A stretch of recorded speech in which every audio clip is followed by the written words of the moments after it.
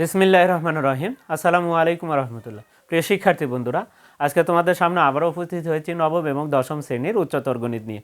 আজকে আমরা দেখব অনুশীলনী 8.2 এর উদাহরণ 12 এর সমাধান। গত ক্লাসে কিন্তু আমরা উদাহরণ 11 নাম্বার প্রশ্নটি দেখেছি। সেখানে কিন্তু আমরা অনেকগুলো সূত্র সম্বন্ধে আলোচনা করেছি। এখানে কিন্তু ওই সূত্রগুলো কিন্তু এখানে ব্যবহার হবে। যেমন উদাহরণ 12 নাম্বার রয়েছে cos a সমান কিন্তু 4/5 এবং sin b সমান কিন্তু 12/13 দেওয়া রয়েছে, এবং এ ও বি উভয় সূক্ষ্মকোণ হলে tan b tan a 1 + tan b tan a এর মান নির্ণয় করো। প্রিয় শিক্ষার্থীরা, এখানে দেখো tan এর সাথে b আছে, আবার tan এর সাথে a আছে, tan এর সাথে b আছে, tan এর সাথে a আছে। অর্থাৎ এখানে cos এর মানটা a ধরে দেওয়া আছে, আবার sin এর সাথে b দিয়ে আরেকটা মান দেওয়া আছে। তাহলে সেই ক্ষেত্রে এখানে cos এর থেকে কিন্তু আমরা কার মান পেতে পারি? এখান থেকে কিন্তু আসলে cos এর মান থেকে আমরা কিন্তু sin এর মানটা বের করে নিব। এখান থেকে আবার কি sin b আছে, তাহলে cos b এর মানটা বের করে নিয়ে কিন্তু আমরা tan b এর মানটা পাবো। তার মানে তোমার এখান থেকে এর কোণের মান দেওয়া আছে, cos এর সাথে কি আছে a অক্ষর, তাহলে মানে a কোণের মান, তাহলে cos এর মান দেওয়া আছে, তাহলে আমরা sin এর মানটা বের করে নিব।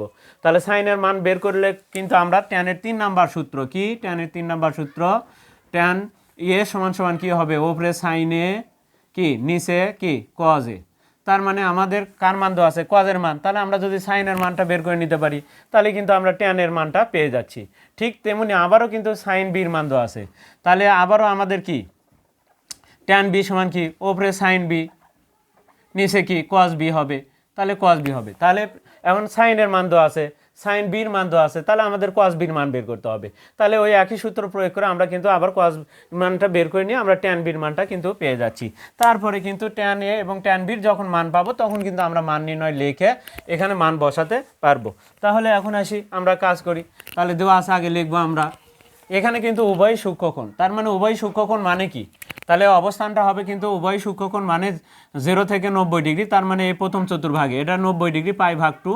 আর 0 কিন্তু এখান থেকে 0 থেকে শুরু হয়, এখানে কিন্তু 2π মানে কি, কখন 2π হয়, যখন এই সম্পূর্ণ ঘুরে যখন এই অক্ষের উপরে যায় তখন কিন্তু 2π অর্থাৎ 360 ডিগ্রি। এখানে কিন্তু আসলে 0 থেকে শুরু হবে 0, তারপরে এই পর্যন্ত 90, 180, 270, এখানে আসলে 360। তার মানে এই প্রথম চতুর্ভাগ। আর প্রথম চতুর্ভাগে কিন্তু সবাই ধনাত্মক। এখানে সূক্ষ্মকোণ হলে এখানে কিন্তু যেহেতু প্রথম চতুর্ভাগে অবস্থান করবে, এক্ষেত্রে কোনো ঋণাত্মক মানটা কিন্তু হবেই না। তাহলে আমাদের ঋণাত্মক মান কিন্তু এখানে গ্রহণযোগ্য নয়, এখানে শুধু ধনাত্মক মানগুলো আসবে। তাহলে উদাহরণ 12 আমরা তাহলে 12 লিখে একটু দেওয়া আছে লিখব, দেওয়া আছে আমি লিখলাম। দেখো কি কি দেওয়া আছে, cos a সমান 4/5 এবং sin b সমান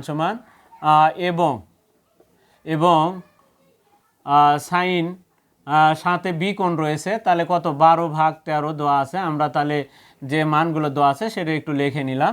এবং উভয় সূক্ষ্মকোণ এ ও বি উভয় সূক্ষ্মকোণ, এটাও লিখে নিই।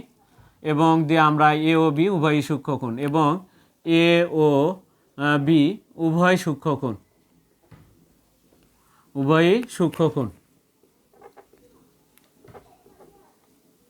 উভয় সূক্ষ্মকোণ।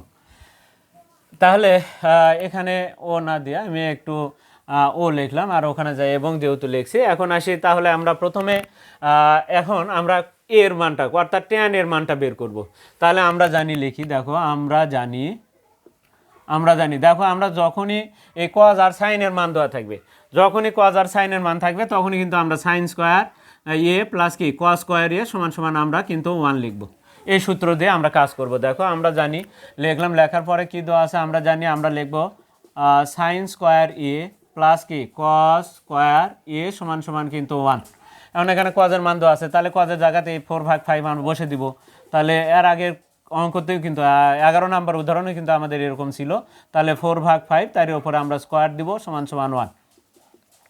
তাহলে সেখানে sin স্কোয়ার a, তাহলে এখানে কত হবে 16 কত হবে যোগ কত 16/25, তাহলে উপরে 16 নিচে কত 25। এটা বাম পাশ থেকে ডান পাশে গেলে মাইনাস হবে সমান 1। এটাকে পার করে দিব এখন আমরা। তাহলে sin স্কোয়ার a সমান কি 1 মাইনাস কত 16 কত 25, লসাগু করতে হবে, লসাগু কত হবে 25। তাহলে 25 কে 25 বিয়োগ কত 16, তাহলে বিয়োগ করলে কত হবে, বাম পাশে আমরা টেনে যাব sin স্কোয়ার a।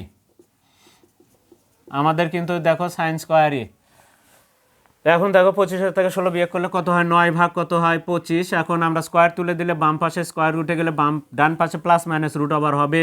তাহলে সাইন এ সমান সমান প্লাস মাইনাস রুট ওভার ওপরে 9 নিচে কত 25। এখন রুট করলে কিন্তু 9টা 3 হয়ে যায়, 25টা কত হয়ে যায় 5 হয়ে যায়। তাহলে সাইন এ দেখো আমরা সাইনের মান বের করতে, এখানে কিন্তু কজের মান এখন বের হবে সাইনের মান। আর ট্যান সমান কি, ওপরে সাইন নিচে কস। আমরা 3 নম্বর সূত্র দিয়ে আমরা ট্যানের মানটা বের করে নিব। তারপরে আমরা আবার সাইন বি থেকে আমরা আবার ট্যান বির মানটাও বের করে নিব। তাহলে কত হবে প্লাস মাইনাস কত 3/5।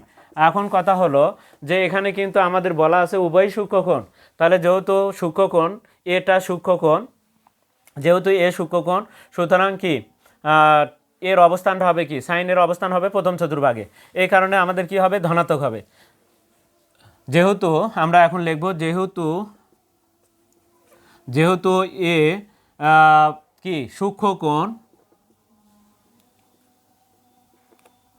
যেহেতু এ সূক্ষ্মকোণ সুতরাং সাইন এ এর অবস্থান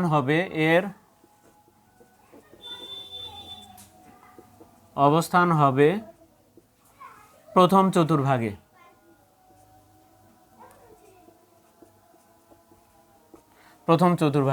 এবং সেই ক্ষেত্রে কি হবে, অতএব সাইন এ সমান সমান অর্থাৎ ধনাত্মক হবে। সুতরাং কি সুতরাং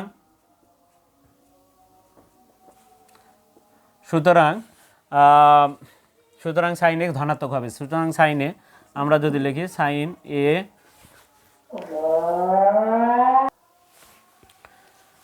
তাহলে সাইনে কি হবে, ধনাত্মক হবে। সাইনে আমরা লিখব ধনাত্মক হবে। তাহলে সাইনে যদি ধনাত্মক হয় তাহলে সাইনের সমান কত 3/5 হবে। তাহলে অতএব সাইন এ সমান সমান কত 3/5। প্রিয় শিক্ষার্থীরা, এখন কথা হলো যে এখানে তোমাদের যদি বেশি হয় কথাটি যদি, তাহলে সেই ক্ষেত্রে একবার লিখতে পারো যেহেতু এ সূক্ষ্মকোণ সুতরাং সাইনে ধনাত্মক হবে, এটা লিখে দিলে হবে। সূক্ষ্মকোণ মানে কি, 0 চাইতে প্রথম চতুর্ভাগে। আর যদি পুরোটা লিখতে পারো তাহলে ভালো, আমরা লিখে দিলাম, এখানে পুরোটা কিন্তু আমি লিখে দিছি, তোমরা পারলে লিখবা। এখন সাইনে তাহলে 3/5। এখন সাইনের মানটা পেয়ে গেলাম, এখন আমরা ট্যানের মানটা পেয়ে যাচ্ছি। তাহলে ট্যান সমান কি, অতএব ট্যানের সাথে কিন্তু এর মানটা আমরা বের করে নিব। ট্যানে কত, ওপরে সাইনে, তাহলে ওপরে সাইনে ডিভাইডেড কি কজে, আমরা মানটা বের করে নিচ্ছি আগে। তাহলে ট্যানের মানটা বের হয়ে যাবে। এখন আমরা দেখো সাইনের মান কত, দেখো 3/5। তাহলে মূল টান এটা আমরা 3/5, তারপরে কত কজের মানটা দেখো 4/5। এখন আমাদের কি করতে হবে, 3/5 আগে লিখতে হবে, গুণ দিতে হবে 5টা উপরে, নিচে কত 4। এবার 5 কেটে যাবে, তার কত হচ্ছে 3/4। আমরা কিন্তু ট্যানের মানটা পেয়ে গেলাম। এখন আমাদের কিন্তু আবার যদি লিখি তাহলে সেই ক্ষেত্রে আবার আমরা কি লিখব, এই সূত্রটা আমরা আবার লিখব। তাহলে কি, আবার দেখো আমাদের কিন্তু এবার যেহেতু সাইন বি, তাহলে আমাদের বি দিয়ে লিখতে হবে। এখানে কিন্তু এ দিয়ে লিখছিলাম, কিন্তু এবার কি দিয়ে লিখতে হবে, বি দিয়ে লিখতে হবে। এবার কোন কিন্তু বি, কারণ আমাদের ট্যান বির মানটা বের করতে চাচ্ছি, তাহলে বি দিয়ে লিখতে হবে। তাহলে আবার সাইন স্কোয়ার বি প্লাস কি কস স্কোয়ার বি সমান সমান কিন্তু 1। তাহলে আবার লিখলাম। এখন আসি, এখন বাম সাইডে সাইন স্কোয়ার বির মান কিন্তু এবার দেখো সাইন বির মান কিন্তু দেওয়া আছে, সাইন বি সমান কত 12/13 দেওয়া আছে। তাহলে এই সাইনের জায়গায় কিন্তু 12/13 বসাবো আমরা, 12/13 বসাবো। তার উপরে কি আছে, স্কোয়ার আছে, যোগ কস স্কোয়ার বি যা আছে তাই থাকবে, কস স্কোয়ার বি সমান সমান 1। এবার আসি 12-র উপর স্কোয়ার করলে হয় 144, আর 13-র উপর স্কোয়ার করলে হয় 169, সমান সমান কি প্লাস কস স্কোয়ার বি সমান সমান 1। এটা যায় অপোজিট পাশে গেলে কি হবে, মাইনাস হবে। তাহলে কস স্কোয়ার বি থাকবে বাম পাশে, কস স্কোয়ার বি সমান সমান কি হবে 1 মাইনাস কত 144 ভাগ কত 169, লসাগু করবো আমরা। তাহলে কস স্কোয়ার কি হবে বি সমান সমান দেখো 169, 169, এখানে 169 হবে, বিয়োগ 144ই হবে। এখানে হর নাই, সেই জন্য সরাসরি একের সাথে গুণ হয়, 144 বিয়োগ করলে কিন্তু 25 হয়। তাহলে এখন কস স্কোয়ার বি সমান সমান কত হবে 25 ভাগ কস স্কোয়ার বি সমান সমান আমাদের কত হবে, একটু নিচের দিকে যাচ্ছি, কস স্কোয়ার বি সমান সমান উপরে হবে হচ্ছে 25 ভাগ কত 169। এখন বাম পাশে স্কোয়ার রুটে গেলে ডান পাশে কি হবে, রুট আবার ব্যবহার হবে এবং প্লাস মাইনাসও ব্যবহার হবে কিন্তু।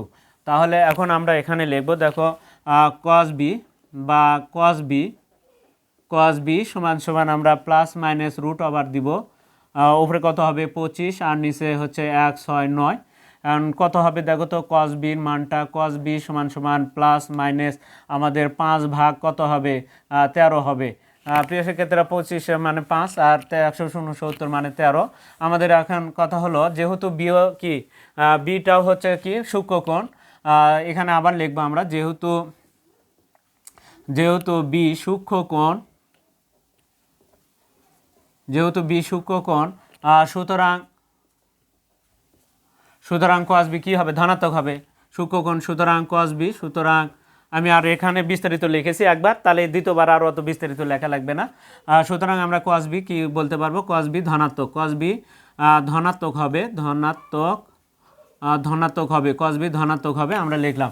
এখন আসি তাহলে কস বি, অতএব কস বি সমান সমান, অতএব কস বি সমান সমান কত, 5 ভাগ আমাদের 13। এখন কথা হলো যে আমরা কিন্তু দেখো সাইন বির মান পাইলাম, এখানে কস বির মান পাইলাম, আমরা কিন্তু এখন ট্যান বি সমান লিখতে পারবো 3 নাম্বার সূত্র প্রয়োগ করে।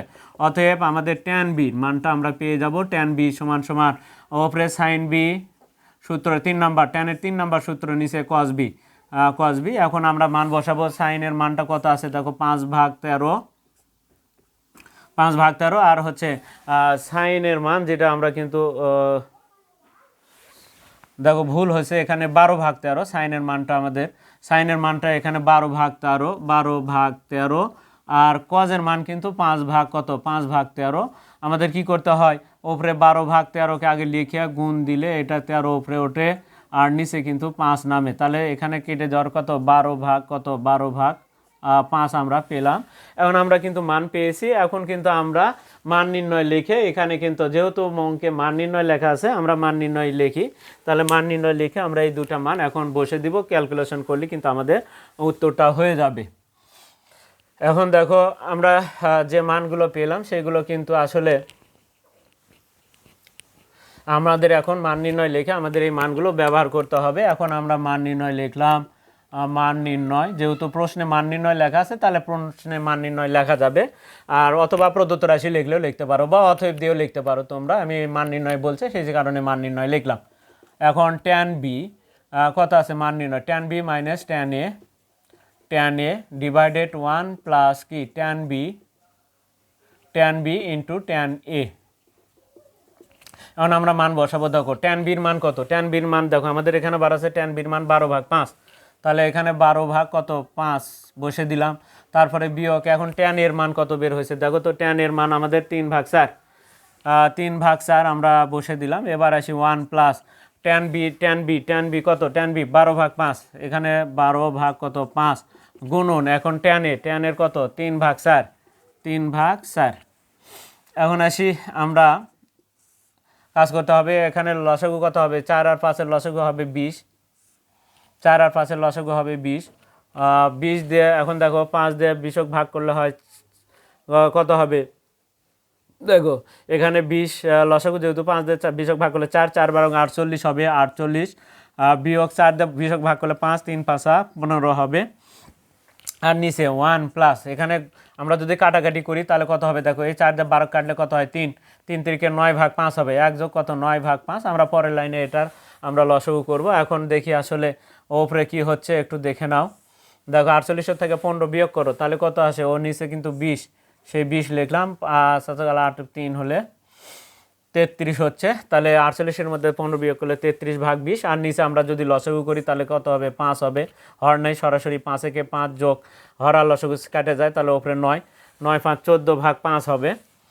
তাহলে পরের লাইনে আমরা পাচ্ছি কি, আমরা যদি দেখি 33 ভাগ কত 20, আর নিচে হচ্ছে আমাদের 9 5 14 ভাগ কত 5।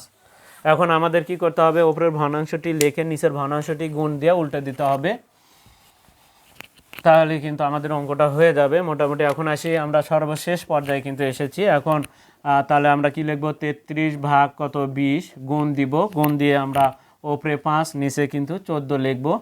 এখন 5 দিয়ে এটা কাটলে কত হয় 4, ওটা কিন্তু 33, আর মনে হয় যে কোনোটা সংখ্যা দ্বারা কাটা যায় না। ওপরে 33, নিচে 4 14 কত হয় 56। প্রিয় শিক্ষার্থীরা, আমরা কিন্তু তাহলে দেখো উদাহরণ 12 এর সমাধানটা কিন্তু দেখে নিলাম। আর পরবর্তী ক্লাসে আমরা যে পরের যে উদাহরণ প্লাস পাশাপাশি যে অনুশীলনের যে অঙ্কগুলো রয়েছে সেটা কিন্তু ধারাবাহিকভাবে তোমাদের সামনে নিয়ে উপস্থিত হবো। আর ততক্ষণ পর্যন্ত কিন্তু তোমরা অবশ্যই আমাদের পাশে থাকবে, এবং চ্যানেলটিতে যারা নতুন রয়েছে তারা অবশ্যই চ্যানেলটিকে সাবস্ক্রাইব করবে, এবং ফেসবুকে যারা আছো তারা অবশ্যই ফলো দিবে, এবং বেশি বেশি করে তোমরা লাইক, কমেন্ট এবং শেয়ার দেবে। আজকে এ পর্যন্তই। খোদা হাফেজ।